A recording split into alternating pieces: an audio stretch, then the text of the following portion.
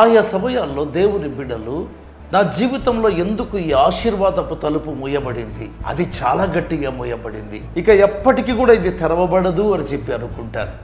అయితే యెహోషువ 6:1 ఆ కాలమున ఇశ్రాయేలీయుల ఎదుట యెరికో పట్టణ ద్వారము గట్టిగా మూయబడెను అని వ్రాయబడింది.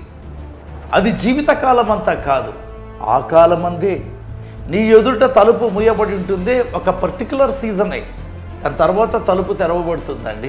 బైబిల్లో గమనించినట్లయితే యెహోషువ గ్రంథం 6:1 గట్టిగా మూయబడిందంట. ఇశ్రాయేలీయులు అనుకోవచ్చు, అయ్యో ఇంత గట్టిగా మూయబడితే నేను ఎలా వాగ్దానములో ప్రవేశించేది అనుకుంటాం కదా.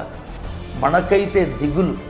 అయితే యెహోషువ 6:1 వ్రాయబడింది, అది ఇశ్రాయేలీయుల భయము చేత తలుపు గట్టిగా మూయబడిందంట. చాలా ఆశ్చర్యం కదా. మనకైతే దిగులు, ఎప్పుడు ఈ తలుపు తెరవబడుతుందా అని. వాళ్ళకైతే భయం, అయ్యో ఇశ్రాయేలీయులు లోపలికి వస్తున్నారే అనే భయం నీ శత్రువుకు. మన భయం, వాళ్ళ దిగులు, ఈ రెండిటి మధ్య విశ్వాసముతో ముందుకడిగేద్దాం. యెరికో గోడ కూలాలి. హల్లెలూయా. గట్టిగా మూయబడిన ప్రతి తలుపు సాతాను యొక్క భయాన్ని సూచిస్తుంది. దిగులు పడవద్దు. ఎవడూ వేయకుండా తలుపు తీవాడు యేసు ప్రభువే.